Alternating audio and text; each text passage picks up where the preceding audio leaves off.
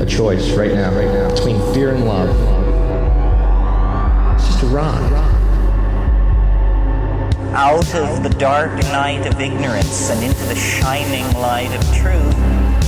Expanding reality. A population of citizens capable of critical thinking. We don't see things as they are, we see them as we are. There's a level of reality where everything dissolves into an ocean of energy.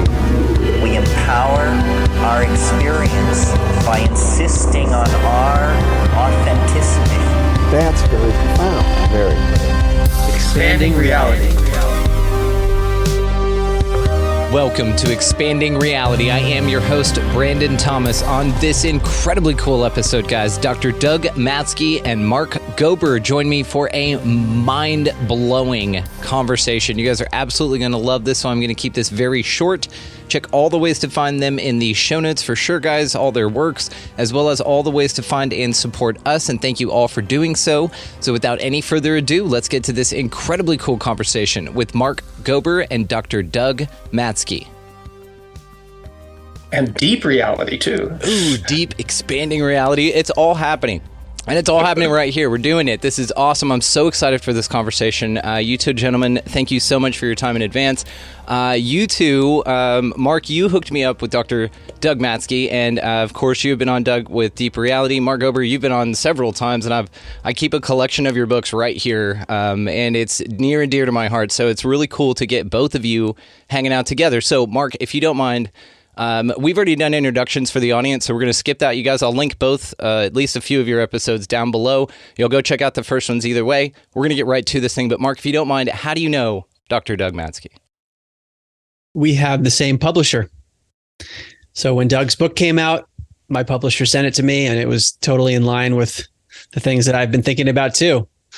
So Doug and I have been in touch since then. That was a few years ago. Yeah. My book has been 2 years released now, just almost 2.5 years now. So, and meanwhile, you've written 5 books during the same time. What a machine. Doug and I were talking about this, by the way. He was like, how could he write so fast? I'm like, Doug, it's okay. He's on a path. Like, you have this line, and it's just this beaten thing. Yeah, plus, it's perfect for him. And we each have like all kinds of things that we're doing, but it's so cool to turn around. And I just, go to the mail the other day, and just opened this thing, and it was from Mark, and it's his new book. I'm like, what the when did you just wrote a book like 3 months ago and sent that thing to me? So I was so impressed with this, but you gentlemen are absolutely incredible. I'm super pumped about this. So this meeting of the minds right here, we are just going to really go for it here. So I'm actually going to open the floor up to Dr. Doug Matzke and say, Doug, what would you like for us to talk about, dude? You set the tone here. Okay. The big question that popped into my mind, like in the last hour, and specifically for you, Mark. Okay, so I haven't read all your books, Mark. I know that you have 5 of them out there, but I have been listening to your podcasts and interviews about all of them. So I get what you're doing, okay? And I think it's very courageous of you to talk about your personal journey through all of this, okay? Because that's, we're all growing, right? And so that's pretty courageous of you to expose that, in the writing that you've done. But the two that really talk to me, because it's overlapping huge amounts with what I'm doing, is your first book on metaphysics, essentially, right? And then the fourth book, which is about UFOs and stuff like that, right? Mm-hmm. And so, so those two overlap significantly with what I'm doing, because you can think of like my book was a business plan to start a company, and now we've started this company called Coherent Spaces, and I've talked to you about that a little bit, right? But the big thing is, if UFOs exist and metaphysics is part of that, right? Okay, that is the big overlap that is in my mind too. And so we probably won't have physical phenomena from UFOs because they're all so advanced. They're all in the 5th dimensional realm or above, right? And so why can't we just tell that story? It says, look, advanced beings aren't corporeal unless they want to be.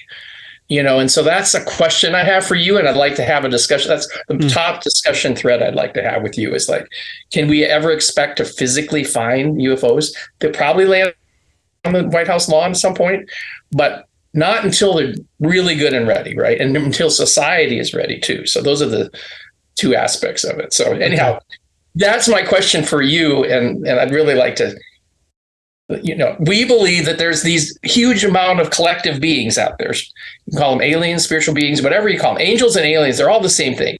They're advanced beings, not physical, and they're helping mankind mostly, right? There's probably ones that aren't helping mankind, but there's a lot helping mankind, right? Mm-hmm. Benevolent ones. And so they're combining your two books into one here. Okay. Well, yeah, this is a tough topic because so let me give one of the analogies that I've given in my books to start because it deals with our limitations. Mm-hmm. The novella Flatland, where people are living on a two-dimensional plane. Yep. And they can only perceive at a two-dimensional level, like a flat piece of paper. And when a sphere, a three-dimensional object, for example, intersects with it, the people in two-dimensional land, they see a circle. That's all they can perceive. And that's just a two-dimensional versus a three-dimensional. And imagine if it's way more complex than that. So we're limited in what we can even understand and have conversations about because so that's one of the issues with it. And then I also think, this is just a guess, that there's a spectrum of types of beings that exist. And the most advanced types are probably the ones that you're describing, Doug, that are, they can go in and out, they can do whatever they want. And maybe there are others that are less advanced, but are still a little more advanced than human beings, just speculating, that maybe are a bit more physical, that are popping in and out. So it's, I would agree. There's this like capital T them that is often used to describe the beings as if it's a unitary monolithic force. But I think there's a lot of diversity. So we'd probably have to go species by species in order to answer your question. And that's where I start to get confused. Yeah. Well, essentially my company is working with, you can think of these advanced, once they get to this level, they're advanced collectives, right? Mm. I mean, I'm going to use an example is Esther Hicks, right? She talks about Abraham, right? She's channeling Abraham, right? Abraham refers to them as them. They're a collective, right? There's lots of examples of this, the them, your guides are a them. You have a half a dozen or a dozen probably more because you're so smart. You've got this input coming from all your guides, lots of guides. I do too. I was told I have hundreds of guides and then a dozen primary guides. Okay. So it's the them. So how can you have this collective consciousnesses helping humanity? And you have to expect that consciousness can exist in a hyperdimensional space without having a physical body.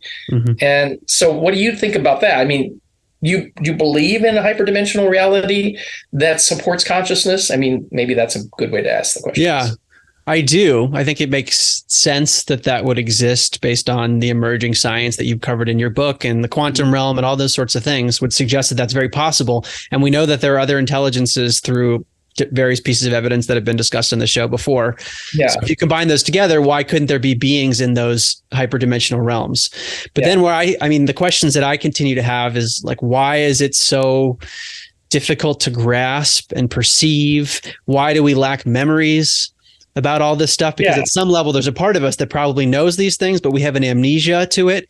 And trying to reconcile all those things as to why it's happening, who's orchestrating it. I'll just throw another few things in there.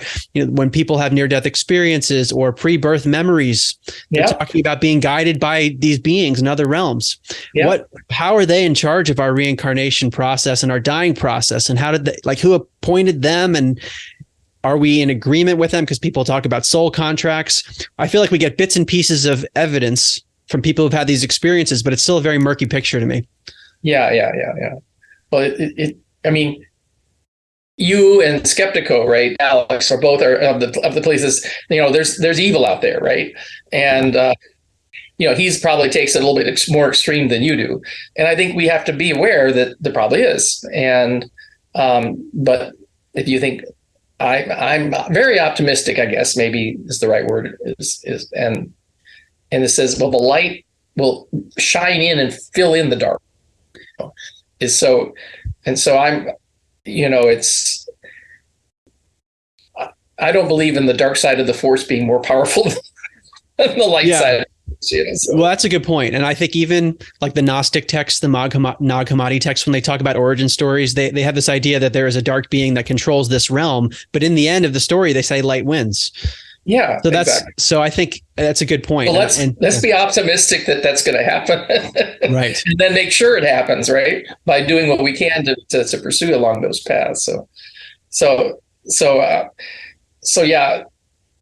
I mean, we could probably talk about just this subject for longer, but I don't want to focus only on this subject. But the point is, there's these group consciousnesses, and they're assisting humanity, and in fact, specifically assisting our group. Okay, and in fact, if we weren't in heart-centered, in integrity, they would stop working with us. And we had a small episode where that happened, and they withdrew their attention to us, and then we got back in their graces, and they came back to help us. So the point is that integrity is really important, and that's part of your new book. Is like, okay, you can have a positive sounding thing and use it and weaponize it, right? So I'm telling people, well, tell the truth, speak from the heart, tell the truth. But you also have to have your bullshit detector, your truth detector working too.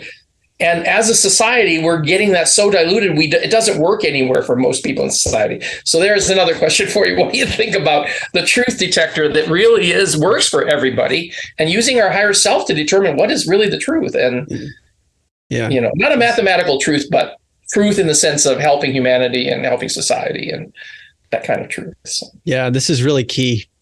The term that I've used a lot in some of my books and interviews recently is compassion with discernment. And it's like these two distinct but interrelated things. So compassion, I think, comes from understanding the nature of reality and interconnectedness. But once you get there, you need to have this detector on top of it, because then your compassion can be steered in an incorrect direction or towards something that's actually not compassionate. And I think what you're alluding to is that you're saying weaponizing compassion kind of thing. Weaponizing compassion. Yes. Yeah. Weaponizing people's good nature. And they have to work in tandem, the discernment with the compassion. And what I'm wondering, and you're alluding to this too, that as we start to do that more and elevate ourselves with both integrity and discernment and compassion, all these positive things, then we're able to tap into intelligences that resonate with that. And maybe that's what you're experiencing with your product and how you're inventing these amazing things, is because you're able to resonate at that level. Right. And they're assisting us essentially by helping with the designs, giving us insights. I mean, most artists say, oh yeah, they talk about artists, right, as getting insight from wherever, the angels, or their higher self or wherever. But scientists are artists too, right? Mm-hmm. And business, anybody who's doing any kind of creative work is getting insights. Well, all of that is we want to tap into the good of the asset. In fact, we probably wouldn't be intelligent at all. We'd probably be extinct if we weren't doing that from the beginning. Here's my question for you, Doug, because people tell me all the time you're being guided. And certainly if I look in hindsight, there have been coincidences that have led me to do many things and write the books in a short amount of time relative to what it should have taken. But when I'm writing and doing things creatively, I don't feel like there's a third party force. It's not that explicit. When you're doing your inventions and writing your books and scientifically, how does that manifest for you? Okay. Thank you for asking that, because when I was writing the book, I would only write it when I felt inspired. And so specifically, I addressed that issue. I knew that I wasn't inspired to write it. And so I wouldn't write it because I had a deadline. I was forcing myself to write it because it wouldn't be good. Okay. And so I specifically did that. And I was wondering, did you do the same kind of thing? Or were you more like a channel? It was just writing itself kind of thing. And you knew what text, and you didn't attribute it to a third party, but you knew it was unfolding in a way that was phenomenal, right? The way my process has worked is that I become very interested in something, and there's passion that draws me towards subject matter. Yeah. And then I want to learn. And then later I say, wow, I can turn this into a framework that's a book. And then exactly. I get the passion comes in, and nothing matters to me until that's done. And I wouldn't say that it's full. I mean, I've seen people channel and they are speaking in a different tone. They're using language they don't typically use, and they lose control of themselves in a certain way. That's not what it feels like. And especially because my books are not just stream of consciousness. There's hundreds of citations. So I'm sitting here with mounds of books everywhere, pulling the right things out and doing the citations. So maybe there's an intelligence orchestrating that, but it feels mechanical still. Yes. Well, just realize is that balancing act of maintaining all that information in your mind at one time. I mean, you're a brilliant person, right? And I tend to hang with other people who don't do that. They can't do that. They can't keep all of that in their head at one time. And I'm one of those people who does that as well. Like all the stuff I deal with is all trying to balance a balanced view in my mind all at once. And most people can't do that.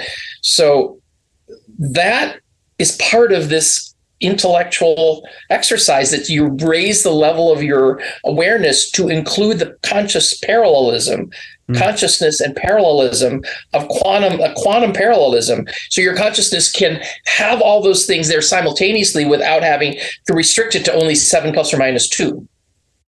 So I would say you are being guided because you're lifted up to the space where you can hold all of that in your mind all the time. You're so used to that, you probably never thought about it that way before. It's this one right here, because Mark, you and I work a lot the same way, okay? When I am on something, I am on something. Now, intuitively, though, is how I work with it. That took me a long time to figure out. Rather than trudging through quicksand and all of that, I now work only when intuitive action, right? Inspired action. And what you're doing... And then passionate about it, yeah. Exactly. You got to, but that passion, then you say, okay, well, where does that come from? Now, what I think is that, Mark, you're such a clear channel that you don't see it as channeling, which is great. It comes naturally to you because you call it inspiration, which is the muse, and the muse continues to present you with things that are going to be so slipstream for you in your stream of thinking because you know what to do with it. Look, I'm sitting with a mound of books here of yours that you know what to do when the muse hands you something, which is why the muse keeps handing you something. The good news too is that the more you do it, the better you are at it. And you are so inspired to communicate this way. It's not about the things. It's about the way in which you're streamlining your effectiveness to be an incredible communicator, which you were already. But again, that's what we're doing here now.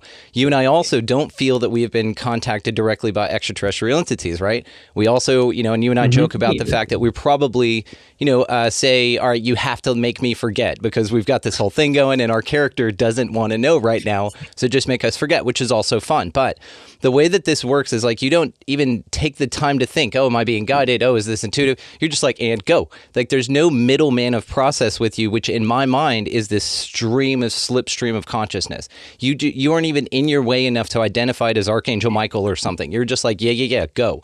Next project, next. So it's your superpower. It's your both of us. All of our superpowers are this, is being able to keep the big picture in mind and do a balanced conversation about all that and not having things drop out and not having them unbalanced and not having them heart-centered. And that's a hard thing. I mean, we need that in politics, by the way. If our politicians could do that, we'd be better off.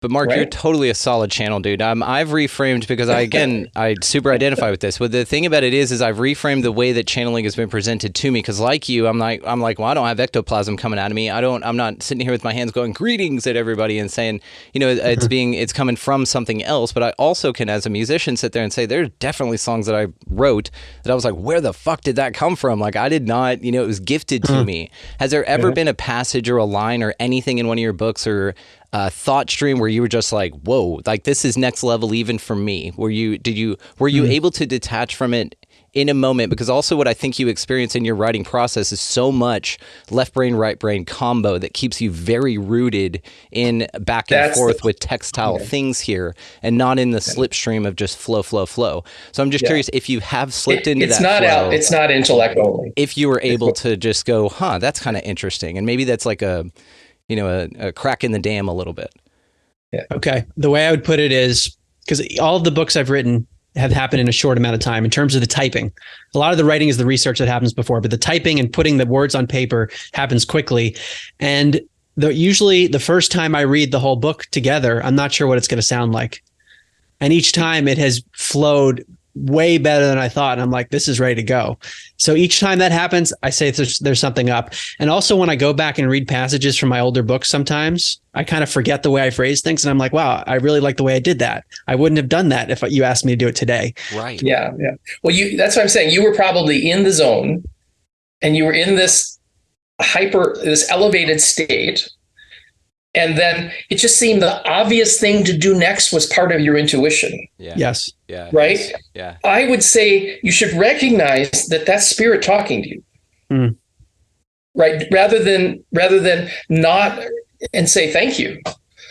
I do. And in fact, somebody said after I wrote my book, they said, oh yeah, this group that's working with our company right now, the collective, they were helping me all through this, but I wasn't aware that it was. I just knew all of a sudden I go, well, I know what to say next. And I know what to say next. And I know what to say next. And here's a good idea that came out of nowhere. It's like, how did I think about writing my book to be a conversation between Tiller and I? When as soon as I did it started writing itself, so it's kind of like it took some inspiration and then it started this automatic process again. So you're probably more in an automatic process that you need to give credit, not that you don't get the credit, but it's your higher self working with all of the cylinders firing in the quantum realm to be who you are and doing what you do successfully. So, okay, a few things I I'm want to say. saying this to applaud you, by the way. So I know, I appreciate it. I do, yeah, and I hope this amazing. Yeah, I hope this is useful to your audience too, Brandon, because I think we're all creative in different ways, and so through this process of these examples, I feel like your audience members are going to identify it in their own lives. 100%. So let me give a few examples that are coming up now. When I'm in that writing mode, let's call it a 2-week period. Yeah. I'm sitting there typing and I'm pulling books and quoting things. But then when I'm laying in bed, things will come to me like change this sentence. And I have got a thing on my phone where I just take notes because I don't want to get out of bed. That's happening. And then all of a sudden it stops. When the book's done, there's none more of that. There's no more edits to do. So that is another strange phenomenon. The second thing I wanted to say is that, first of all, I never expected to write any books at all. And then when I wrote the first one, I wasn't expecting to write more. I say that now. If there's no inspiration, there's no more books. So I'm asked, are you going to write more? I don't know. So I want to make that clear. And then there was something else that'll probably pop up later that I can't remember. Well, yeah, we want to applaud you and recognize you as this creative spiritual person. And you're getting help. To say that I do what I do and I can take credit for it because it's me, it's my intellect. No, I'm on a mission from God, if you want to think about it. And I'm just an agent for that. And I see you kind of doing the same thing.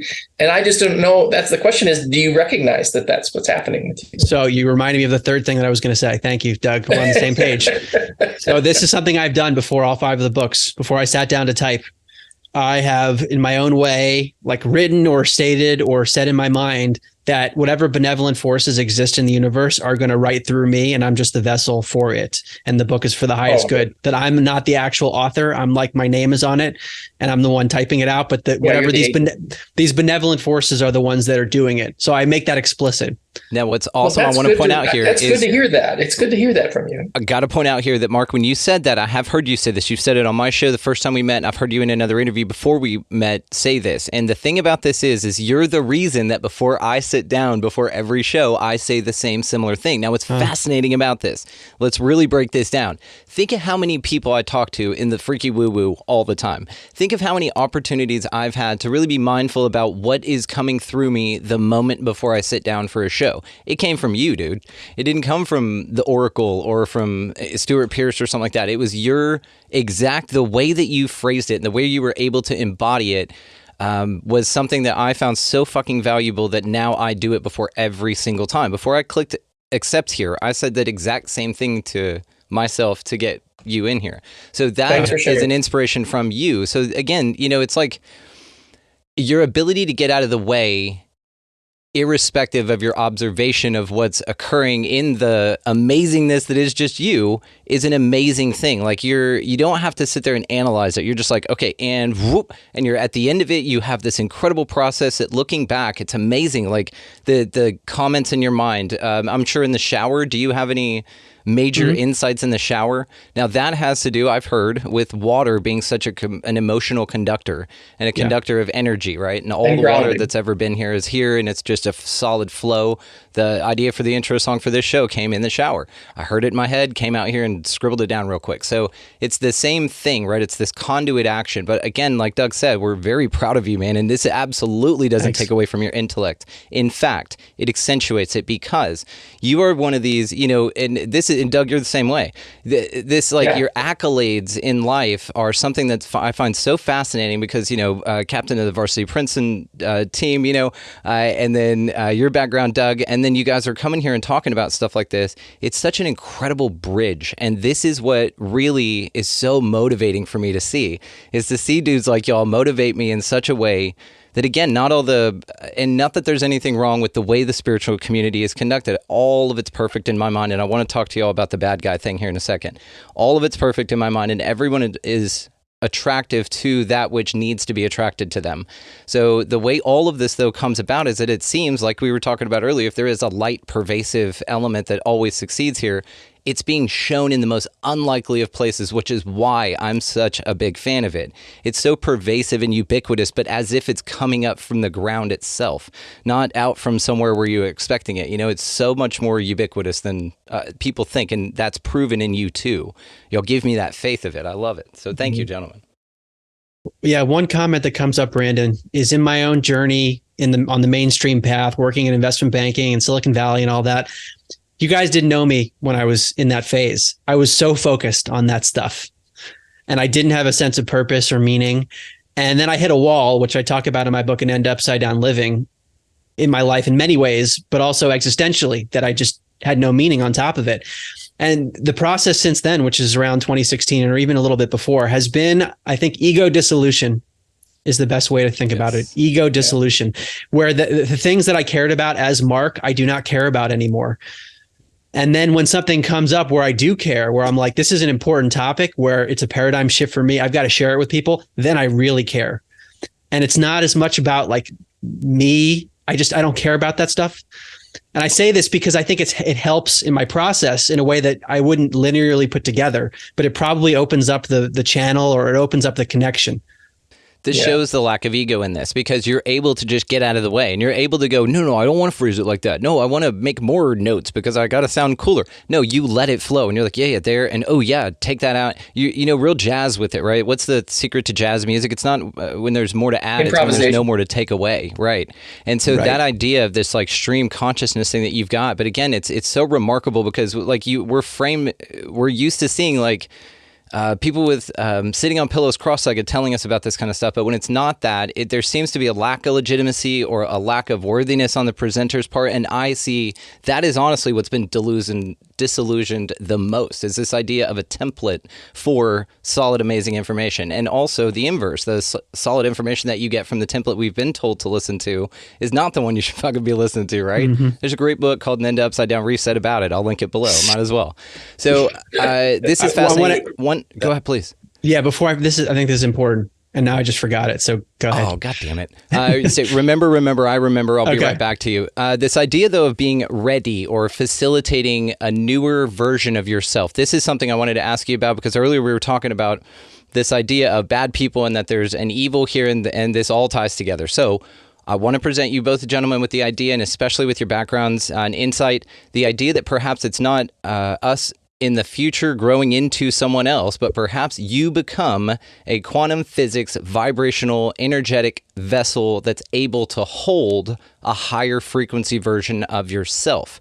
So basically this is sort of the rudimentary tag team equivalent of like tag team wrestling or something like that. Like your higher self is sitting over there just ready for you to just stop drinking a little bit, you know, or to just refocus your attention away from the fear-based mindset and the propaganda just for a little bit. And then you'll be able to go and get this breath into this sort of new level of vibration that then there's insights there. There's when you quiet that mind, which is why meditation is so important, these mindfulness things, just detaching from all the noise. So what I want to present to you guys is perhaps the idea that we're not becoming better, what we are, but what we're doing is we're becoming a more physically Becoming more. viable vessel for a higher We're becoming entity more. to him. Yes, we're becoming more in every sense. And then we're able to be embodied by, because it's ideally it's just a vessel, right?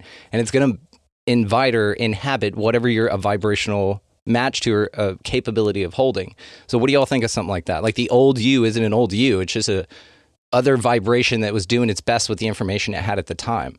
I have thought about that very deeply, but I want to hear Mark's first idea, and then I'll go. Okay. And synchronistically, Brandon, this ties into the thing that I was going to say and forgot. So it relates to the term ego dissolution. And I want to harp on that because there are different ways people think about it. And one way that I don't fully agree with is this idea that you don't exist. I mean, at some level, that's true. But when I think about ego dissolution, it's more of acknowledging who you are authentically and just being that without inhibition. I mean, still being sane about it, but allowing yourself to be the full version of yourself. And that's what you're alluding to, Brandon, in what you just said. Yeah. The analogy I often use comes from Dr. David Hawkins. He said that consciousness is like the sun that's always shining, and then there are clouds that get in the way. And I think that's our goal, is to try to remove the clouds that are obstructing the pure rays of consciousness. And then we are our authentic self. And it's like we are a puzzle piece within some kind of a cosmic puzzle, and we are embodying the uniqueness of that puzzle piece. Outstanding. Yeah. It's this idea of you hear about it in walk-ins. I mean, a lot of Gnostic texts, all these things like this idea of possession and things like that, which make me just think, let's simply like whatever this is tuned to, whatever you're a vibrational match for is what's flowing through you. So there's not some sort of lack of ego in the sense that it's not still an identity, because the identity is all of the mixed experiences and the meaning that you put on life, right? And so all of that and your paradigm and all of these things are what flows through you. What I have been feeling personally, which is why I ask, guys. I had the young lady Ellie One Thumb on the show. She runs a show called Speed Bumps, absolutely amazing. And we were talking about this idea of like a walk-in, like this possessive aspect. But again, it's like people who say that they've been possessed by like the devil or something. That's number one, what they expect, which is another thing I want to talk to you about. Number two, it's sort of the vibrational frequency they're at.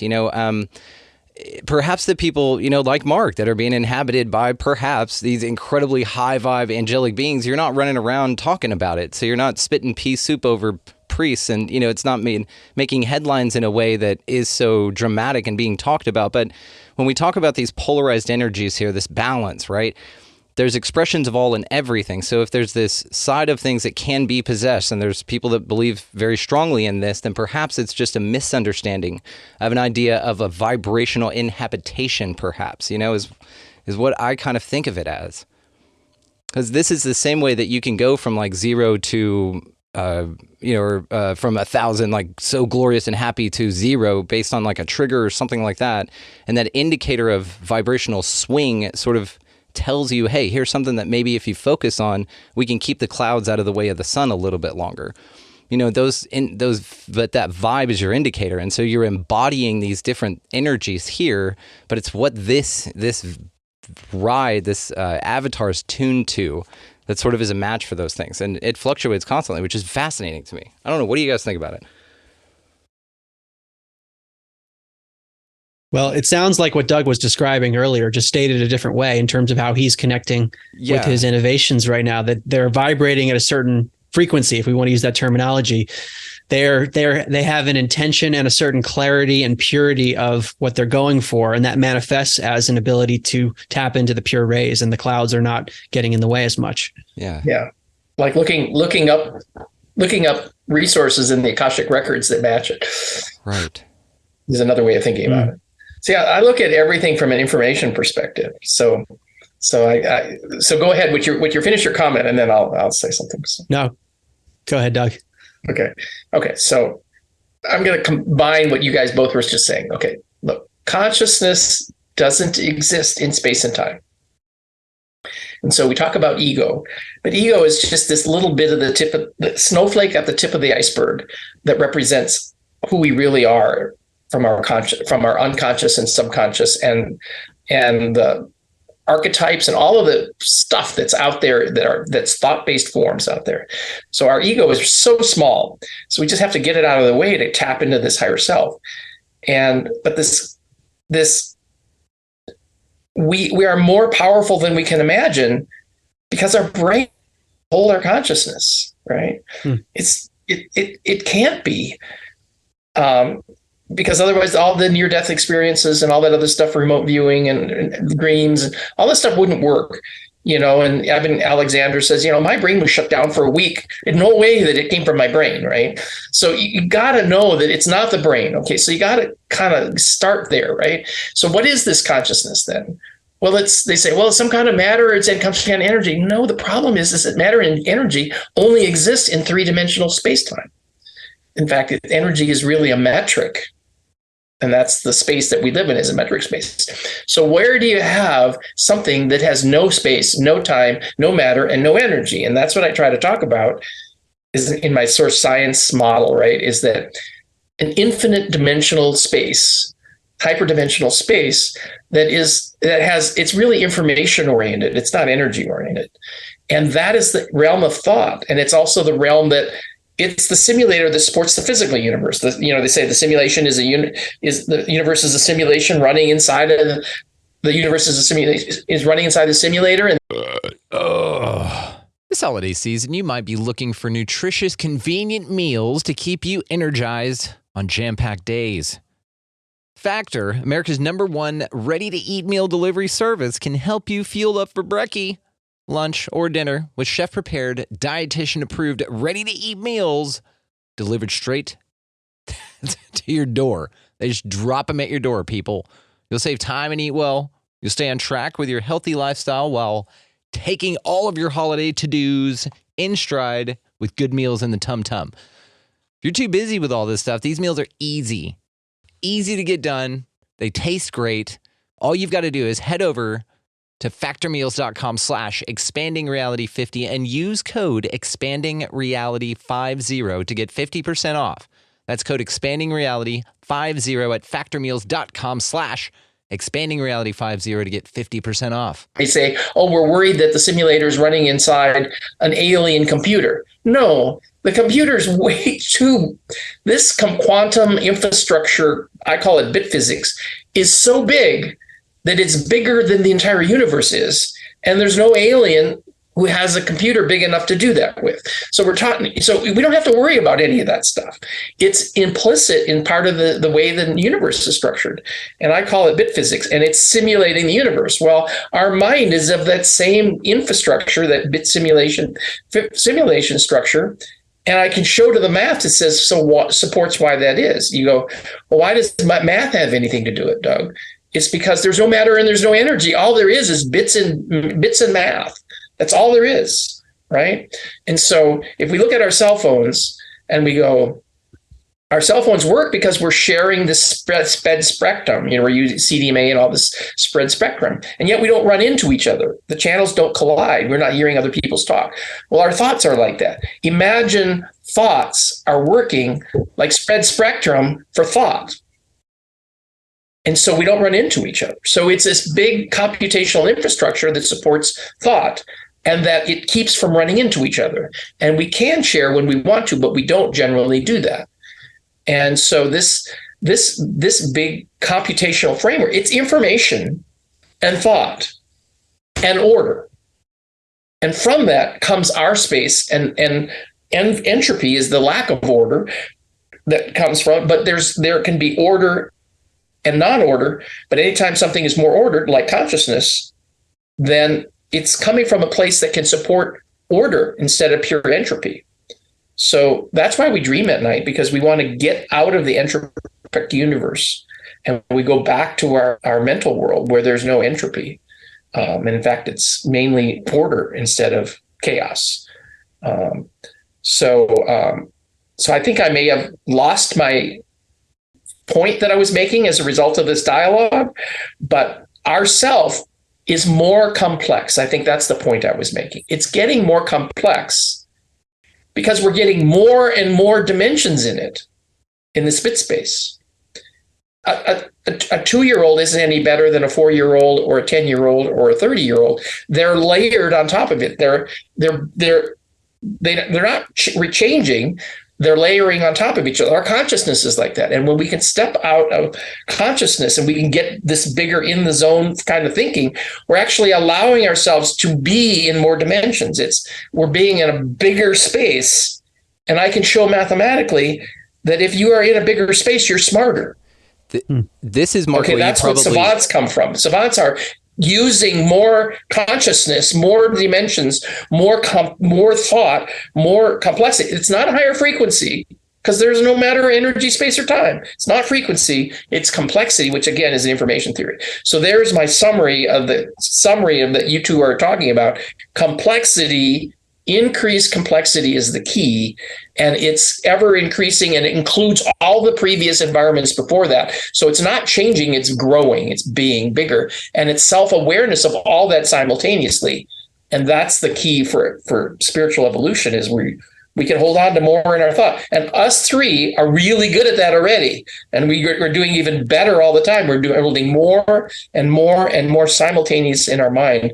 And we would call that heading towards infinite intelligence, savant type thinking. And you can't do that in a classical worldview. You have to do it in a quantum world where you're using quantum parallelism and quantum coherence and quantum superposition, because you can have all those things simultaneously and not erase any of them. So there's my 2 cents worth from my information theory perspective. See, Mark, that feels like what you've expanded into is this higher intelligence when you get into those slipstreams of flow. And that's what's beautiful about it. You're not scared of it. You don't back down from it. I'm here. I'm ready. You've got, I picture you showing up at these like incredible, I don't know, spiral gates of something. And you're there with your pad and paper, like, I'm ready for another book, guys. They're like, okay, cool. You're up front. We know you know what to do with it. We'll get you right in. And here you go. It's just this awesome thing. And so it is cool, because again, I'm with you, man. And I know it's challenging for both of us it's challenging for me. I'm not going to speak with you, for you. It's been challenging for me to say, yeah, I'm actually kind of experiencing something I can't necessarily quantify, but that's okay. Like, I feel great about it. It's more, honestly, to me, it's more of an intellectual process, because it takes a lot of hubris to sit back and go, you know what, maybe there's something bigger here that I'm working with. And by the admission of that and the submission to that, I can actually be incredibly powerful and bigger than what I feel that I've been limited to in just my own singularity. And again, maybe you're doing all of that subconsciously, which again is cool. You just kind of check all the boxes. You skip it's like you get the pass to go right front of the line. You don't have to analyze it all the way up. We're doing that. All three of us are doing that. Yeah. So why, again, with the UFOs and non-physical stuff? So just had a guy named Chaz of the Dead on. There are several ways, apparently, to create anti-gravity, and I've heard a lot about this as well, about that it could be bug wings is something that Chaz was talking about. There's this guy, Viktor Burvinikov, that did this, and he, a Russian scientist that noticed some insect wings when he set them on a slide. They hovered for a moment and then settled. He thought static electricity, did it with several of them, wasn't that. Noticed that if he took a few of them, tied them into a certain configuration in a box, he could hit it. It would float up into the top of his corner of his room and then float down really, really softly and do these really odd behaviors. So he strapped a bunch of those configurations to a pallet of bug wings and then was able to actually travel on this thing. And it appeared of UFOs, glowing shapes, orbs, all sorts of things to different people. So the interesting part of this is it's actually marrying 2 questions I've got for both of you guys. So the idea of physical space, non-human intelligences, or this anti-gravitic type of technology apparently, again, can be facilitated in many ways.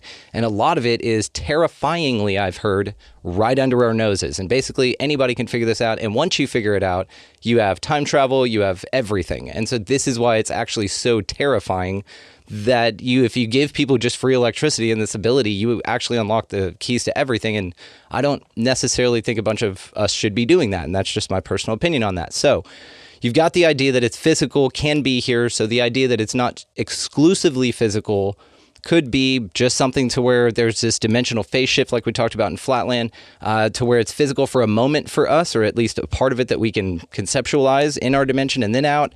Now, the other thing to this would be that if UFOs, if this guy, Burvinikov, had this Russian scientist guy squatting over this pallet of bug wings that he's flying over the place, but it looked like triangle craft, UFO lights, orbs, it looked like different shapes to different people depending on who reported it, and a ton of people reported it when he was flying this thing around.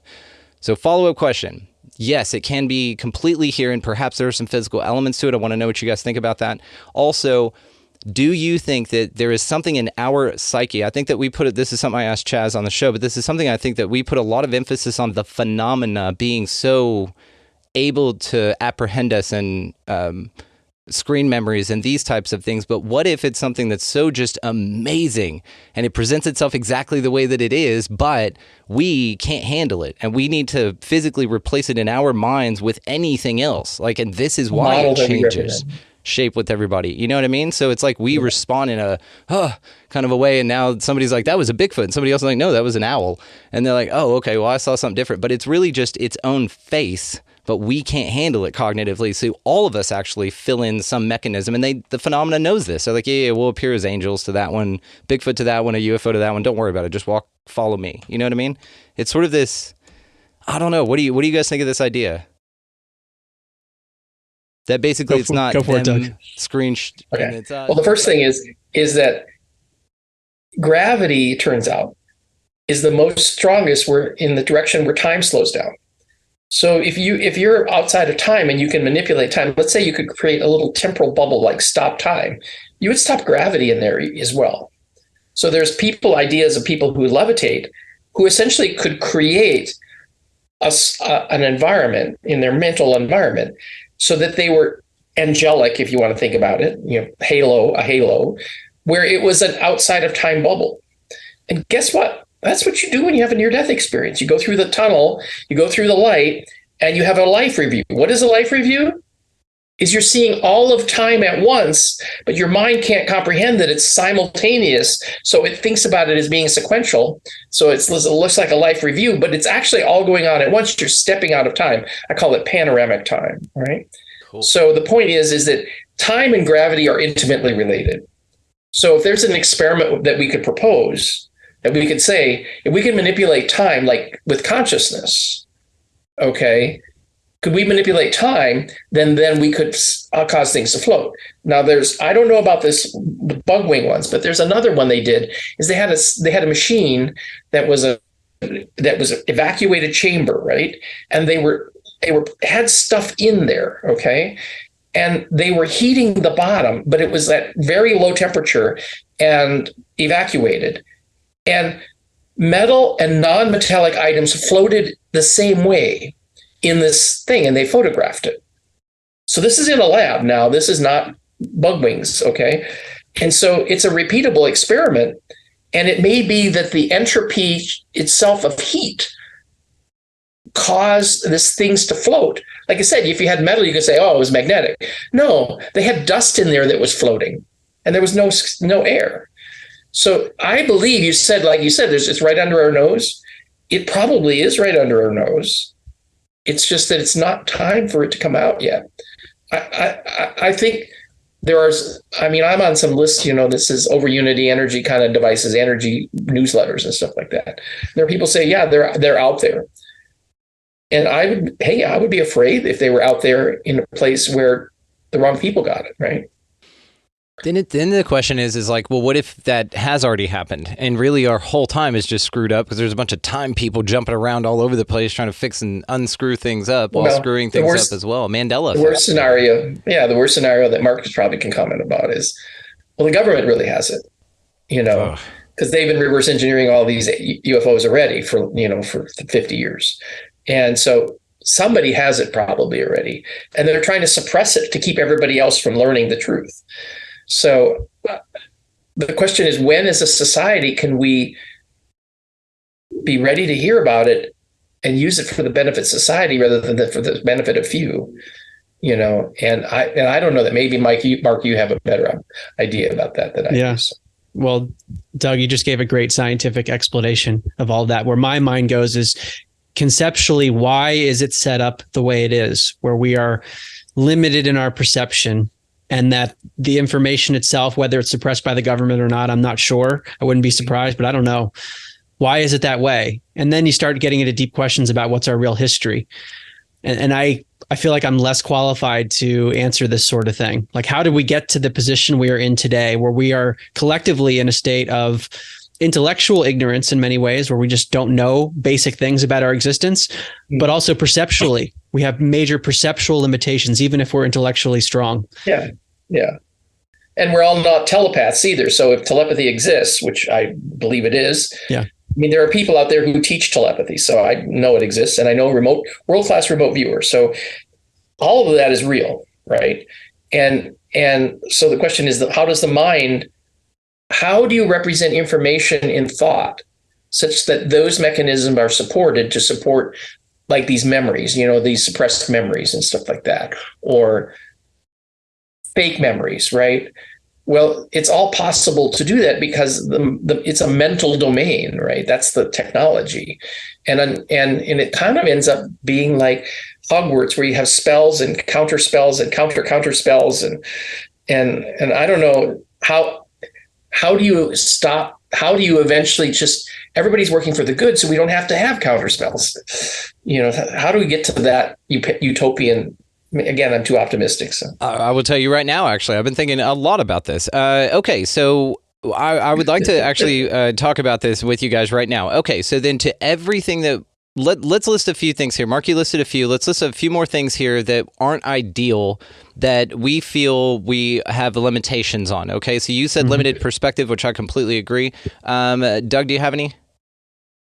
Limits? Yes, limits that you've observed in this reality. Sort of like, let's say that you were to go to God or Source or anything right now and with a checklist, and you just said, hey, noted a couple things, no big deal, love the waterfalls, they're great, but a couple of notes that we have, here are some suggestions. Do you have any? So limited perspective, perception, information is one of them for sure.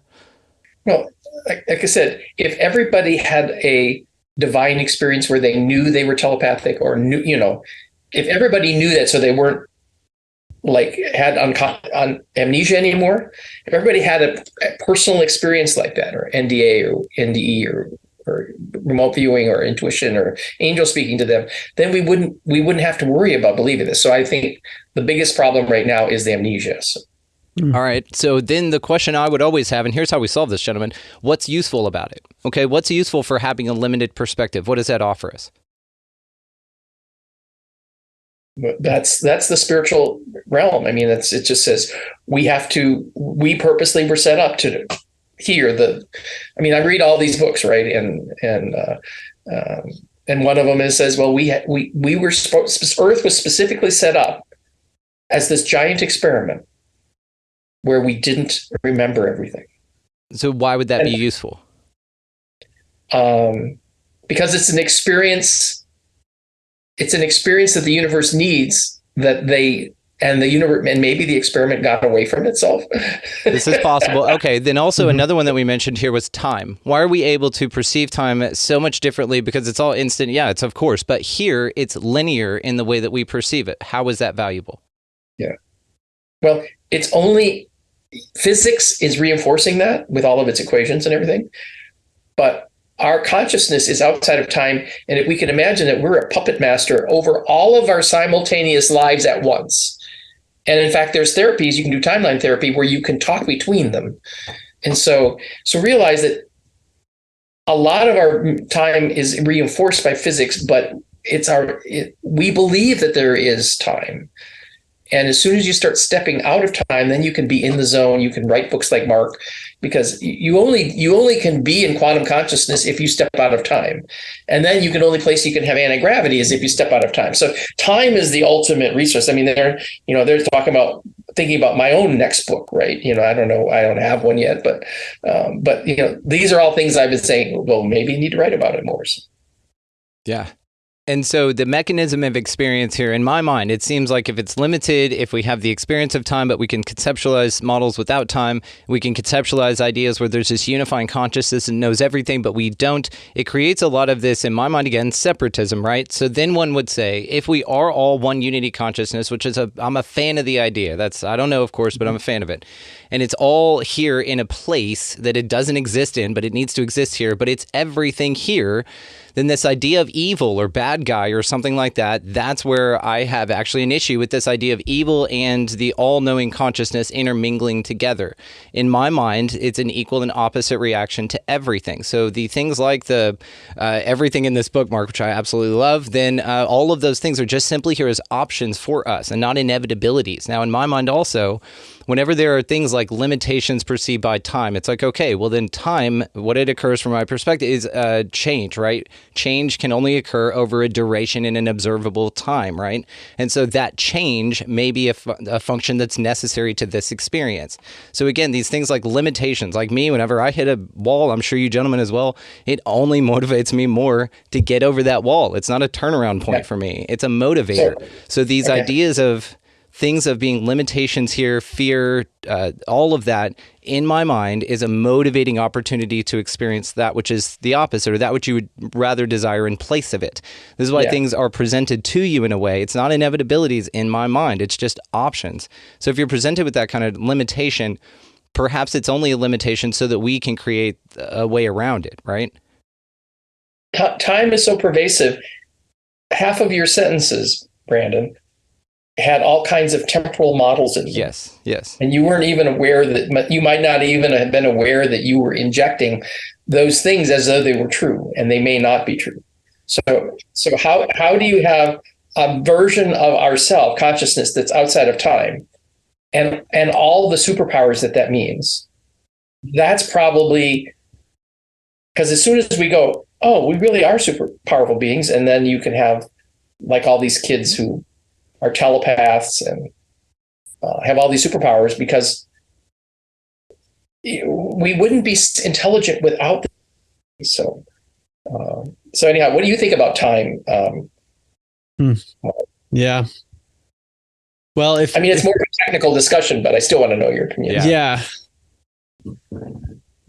Well, to me, the question is, why is it that we're so limited in the way we can talk about time, that we can express it and we can experience it only in a certain way, that we feel it only in a certain way?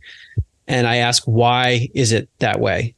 If time is so much more multifaceted than we think it is, why? And Brandon, what you're describing, and Doug, you to an extent as well, is that there's an evolutionary aspect to it, that by having limitations in perspective, it challenges us, and that challenge enables growth in a way. And even I know there are people that take a darker perspective on that like they're dark beings or dark humans that love suffering in others. They love to impose suffering on people. And the suffering, as bad as it is, does seem to stimulate growth in the end. Even if you can't see it in a localized period, ultimately it ends up leading to something positive and benevolent. That's just how I see it. Like, think about working out with muscular growth. You have to work out the muscle. You have to actually tear it, and then you grow. I think about my own life. Now I've written books, which I never expected to do, but there was a lot of suffering that preceded that in terms of what I did in school and professionally, like working all night over and over again to get the reps in, to be able to then produce something later that I didn't know at the time when I was working hard. But so I think these challenges, they can be viewed from multiple lenses, and they all kind of coexist, because the suffering is really painful at some level, but then it can have this ultimately positive view if you have a high enough perspective. And it's like the pain is there for empathy later, because it makes you strong enough for the people that need your help when they need it. And when those people cross your path, not only do you have the answers that they're seeking, but also you have the empathy for the feelings in which they're experiencing, because you've felt it. It's this empathetic thing. I think it has many, many facets, and it's all sort of that we're just all walking each other home. I just have this whimsical, boundless optimistic view of it, like Doug does, but I do see dark shit here. But it seems to me that the dark shit affects the people that need to make changes the most, and this is why it sits with them so heavily, is because it's in their hands to change things, and it feels like that it's this responsibility. And again, if it's all love, it's all consciousness, and it's at a level all here on purpose. So it's an interesting paradox to come to, and it's not an easy one to stomach. I'll say that from this perspective. It's not easy, even intellectually. If we can wrap our minds around it, we're still in this fucking physical body.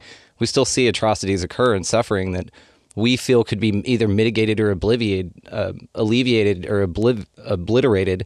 And that, in my mind, is what keeps us going. There's still work to be done here, but it's not impossible work, which is why that dark always has that lesser advantage, I feel. But also, again, for the same reason I'm talking about here, dark's not going to win, because that's not its job. Its job is to motivate. That's just what it feels like.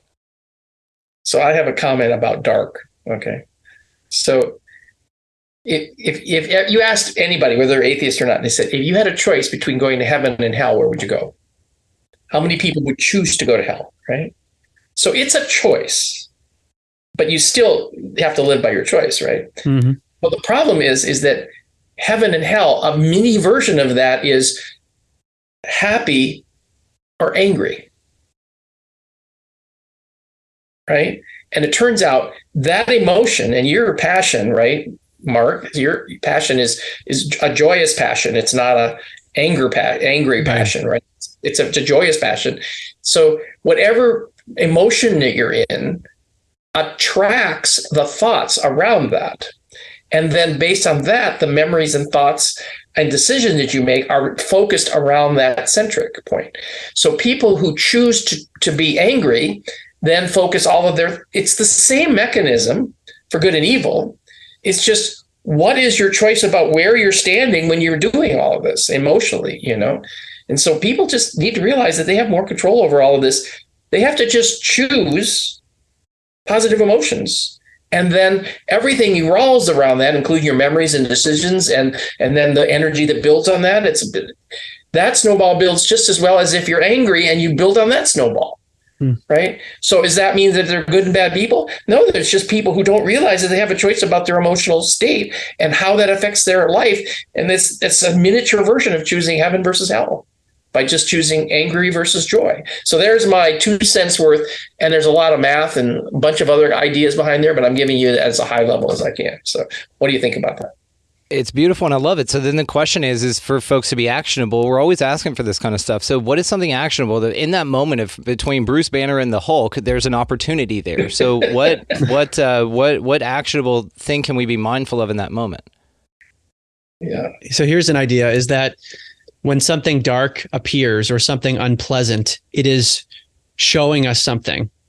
So it's like if you touch a hot stove, that's teaching you a lesson very clearly not to touch it again because it's hot.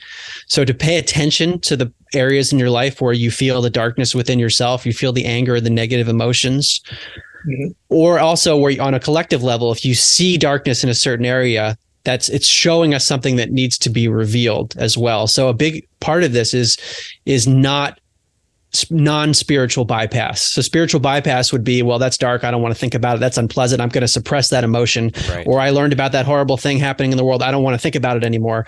I think we need to do the opposite. It needs to rise to the surface. We need to then transmute it and accept that it's there. And then, like you say, Doug, we have the choice. Ultimately, I'm totally with you. I think all this stuff is within us. Don't let it affect us. Acknowledge it, accept it, and then say, I love you, and transmute it. Yeah. Because I think that can happen more often than people realize. Every time. We have the choice as to how we respond to anything that happens around us. That's within our own consciousness. Yeah, absolutely. Beautiful. Well, gentlemen, then I'm going to close it on this because this has been incredible and this has been a great vibe. And so we're going to keep it rolling here. There is obviously a reason that we're all here. Now, in my mind, I think that there's still either work to be done or that this is a conscious choice for you to wake up every day. So I will ask you both.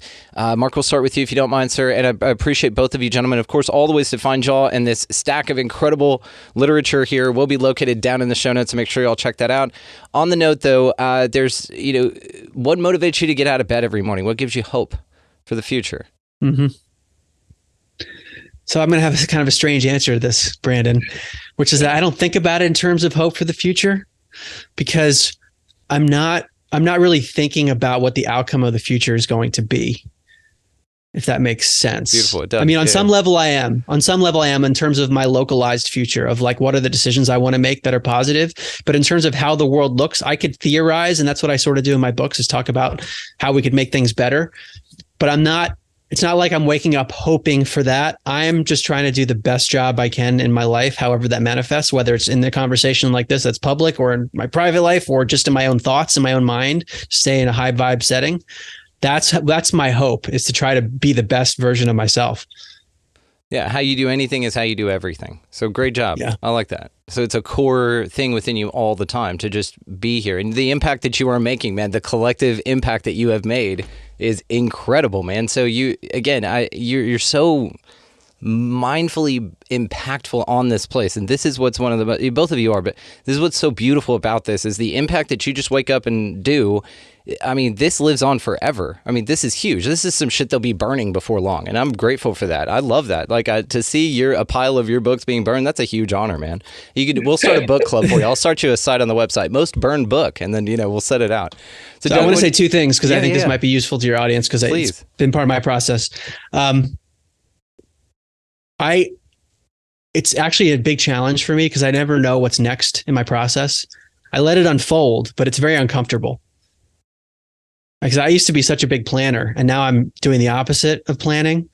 So that's part of this journey.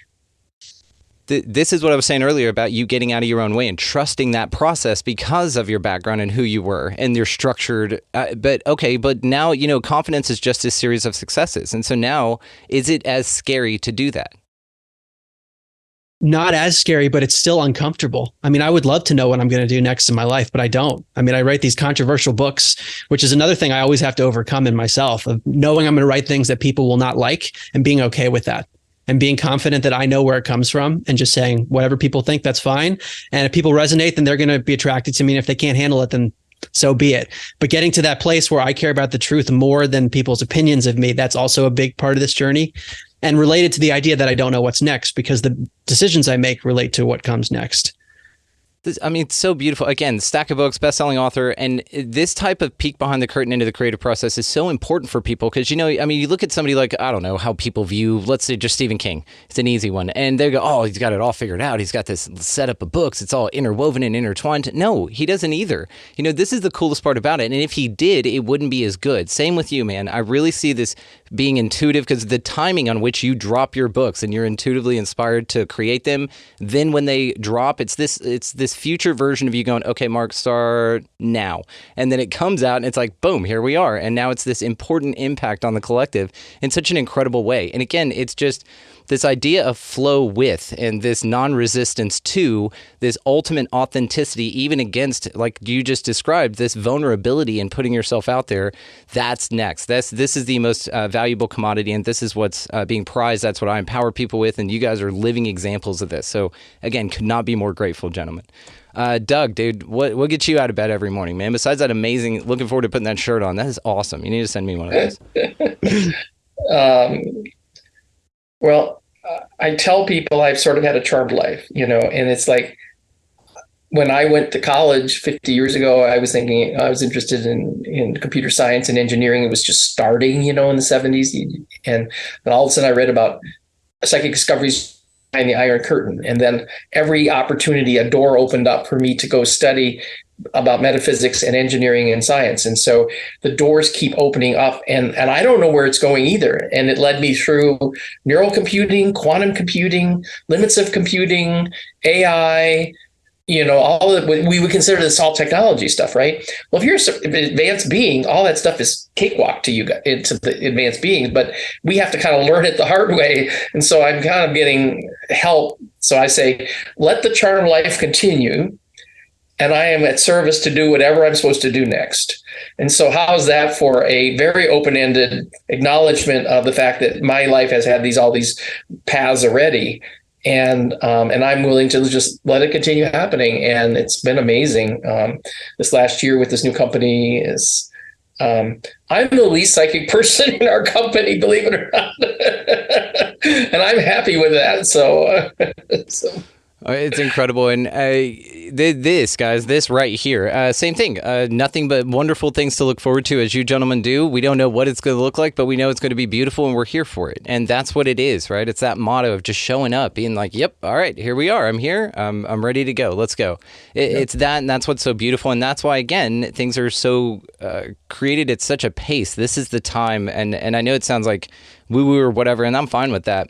This is the harvest, and I feel it. There's an energy shift. There's so many people permeating with these ideas. These types of works are out there and just so easy to come across now, but wonderful, wonderful ways of approaching this information. And it's not from one or two sources now. You know, it's from so many different ways of approaching the information and making it palatable and integrating it. And that's why it's so exciting, is because it's being seen in everything, which it is. So again, gentlemen, I can't thank you enough. All the ways, of course, located down in the show notes. Thank you both so much. Final note, Mark and Brandon, Appreciation Club here for all of us. And Yeah, absolutely. Brandon, thank you so much for arranging this. Doug, thanks for all that you do and for your insights today. I really enjoyed it, guys. I'm sure we're going to all get to know each other even better over time. That's... Oh yeah, Doug's already already said we're all coming out here to do mushrooms. So all right, guys, thank you so much. Just want to thank those two gentlemen for coming by and always blowing my mind, giving me something new to ponder. Absolutely incredible gentlemen. Make sure that y'all check out all of the ways to find them. That is located down in the very same show notes down there that our resource links are located in. So make sure you check all of that stuff out. Now, just really quick, want to talk about the new website. I completely redid that damn thing. So you guys just go take a look at it and tell me what you think. It's super dope. I'm very proud of it. So just go take a look if you don't mind. As well, that's where you can sign up to become an Expansive Insider, and all that has changed. It gotten a big facelift as well, which I'm very proud of. Again, go check it out. Also, that is where you can support the mission. We are a value for value system here, so if you find this valuable, we always encourage folks to participate in that, and that will link you, the link down in the show notes there, over to the new website, which is totally cool and changed. So make sure you guys go check that out. A couple new things real quick. Handbook. There is a new Expanding Reality handbook. I published this thing. Same thing. I built this thing. It goes along with the website.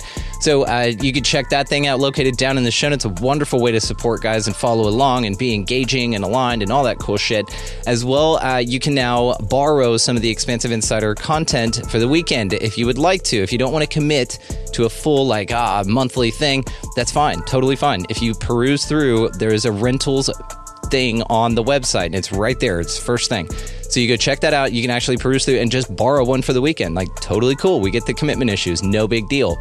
Other than that, like I said, there's just a bunch of cool things going on over there. Again, I'm grateful, so grateful for everybody. We are moving forward in leaps and bounds.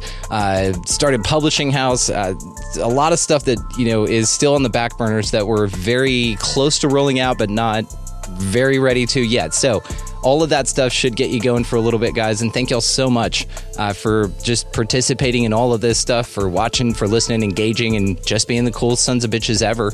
And you guys go out into this beautiful place, get that litter off the ground, get out of the left-hand lane. Get out of the left-hand lane. Fuck it, I'm leaving that in too.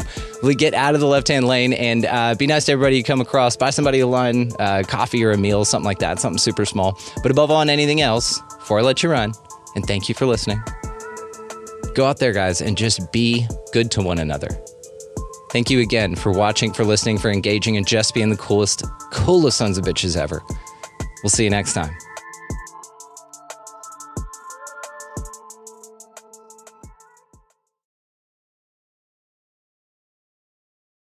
At Sleep Outfitters Outlet, great sleep is a big deal. Save 40 to 60% every day on every Sealy, Stearns & Foster, and Tempur-Pedic. Queens as low as $249. Customer exchanges, closeouts, and floor samples. Inventory changes daily, so come in for your dream deal today. With no credit needed financing, expert advice, and up to 60% off retail, it's never been easier to get the sleep and savings you deserve.